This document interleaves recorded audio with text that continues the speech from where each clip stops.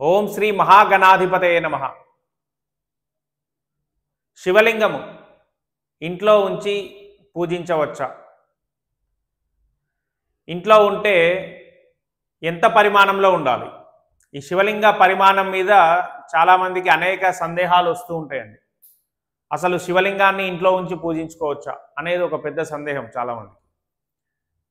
ఎలాంటి భయాలు లేకుండా హ్యాపీగా ఇంట్లో శివలింగాన్ని పూజించుకోవచ్చు అనే కాన్సెప్ట్ మీకు తెలవాలంటే ఫస్ట్ శివలింగం యొక్క అంతరార్థం ఏమిటి, ఈ శివలింగ స్వరూపం మనకేమి ఎక్స్ప్లెయిన్ చేస్తుంది తెలిస్తే ఈ భయం అనేది ఉండదండి. ఎన్నో పవిత్ర గ్రంథాలను రీసెర్చ్ చేస్తూ 4 వేదాలు, అష్టాదశ పురాణాలు, మహాభారత, రామాయణ ఇత్యాది గ్రంథాలను పరిశీలిస్తూ సనాతన ధర్మంలో ఉన్నటువంటి అనేకమైనటువంటి గొప్పనైన విషయాలను అందరితో పంచుకోవాలని మేము చేస్తున్న ఈ దైవ యజ్ఞంలో మీరు కూడా పాల్గొనండి. మేము చేసే వీడియోలు లైక్ చేయండి, షేర్ చేయండి, మా ఛానల్ సబ్స్క్రైబ్ చేసుకోండి. ఇక విషయానికి వస్తే ఈ శివలింగ స్వరూపం యొక్క అంతరార్థం ఏమిటి? బ్రహ్మాండ పురాణంలో, అష్టాదశ పురాణాల్లో ఒకటైనటువంటి బ్రహ్మాండ పురాణంలో ఈ శివలింగ స్వరూపం చాలా చక్కగా వివరించబడ్డదండి. ఒక సహస్ర సూర్యకాంతి భూమిని ఆకాశాన్ని కలుపుతూ ఉత్తరం వైపుకి ప్రకాశించింది.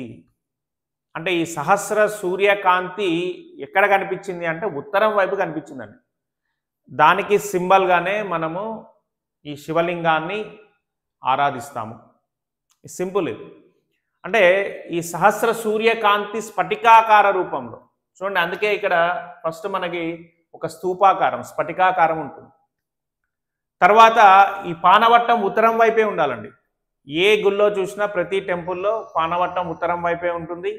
అలాగే మనం ఇంట్లో ఉంచి శివలింగాన్ని పూజించాలన్నా ఈ పానవట్టం ఉత్తరం వైపే ఉండాలి. ఎందుకు ఉత్తరం వైపు ఉండాలంటే సహస్ర సూర్యకాంతి ఒక అత్యద్భుతమైన కాంతిపుంజము స్ఫటికాకార రూపంలో భూమిని ఆకాశాన్ని కలుపుతూ, అంటే అర్థం ఏంటంటే అండి, ఆది అంత్యాలు ఎక్కడో తెలియని, ఎక్కడ స్టార్ట్ అయింది ఎక్కడ అంతమైంది తెలియనటువంటి ఒక అత్యద్భుతమైన కాంతిపుంజము ఉత్తరం వైపు కనిపించింది. ఏంటి ఆ కాంతిపుంజము అంటే అది సాక్షాత్తు పరమాత్మ స్వరూపం. ఈ పరమాత్మ స్వరూపమైనటువంటి అత్యంత తేజోమయమైన కాంతిపుంజము ఉత్తరం వైపు కనిపించింది. ఈ కాన్సెప్ట్ అర్థంని అందరికీ తెలియపరచాలనే మన మహర్షులు ఈ శివలింగ రూపాన్ని మనకు అందించారు.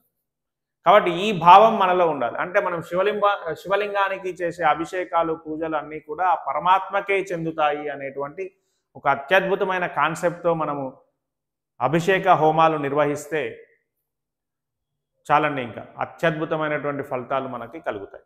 కాబట్టి ఈ శివలింగ పరిమాణంలో కానీ ఈ శివలింగ పూజా విధానంలో కానీ ఎలాంటి సందేహం అవసరం లేకుండా చక్కగా నిర్మలమైన భక్తితో మీరు పూజించండి.